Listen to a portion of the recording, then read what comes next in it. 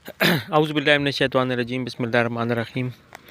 इस वक्त शाम का वक्त है और हम सेक्टर नंबर 24 में शहीद मोहतरमा बेनज़ीर भुट्टो टाउन में मौजूद हैं। सेक्टर 24 शहीद मोहतरमा बेनज़ीर भुट्टो टाउन का एक ऐसा सेक्टर है जहां पर सेक्टर नंबर 2 के बाद सबसे ज़्यादा जो तामीरात हैं वो इस सेक्टर में हुई हैं। लेकिन तामीरात का जो सबसे बड़ा मरकज़ है वो सेक्टर 24 का 200 फुट रोड है, जहाँ पर सबसे ज़्यादा जो है वो तामीरात हुई है।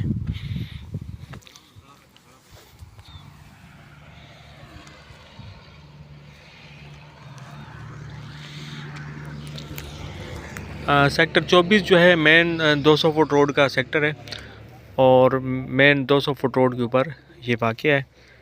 और देखा जाए तो इसमें इतने ज़्यादा जो हैं वो खड्डे वड्डे बहुत कम हैं।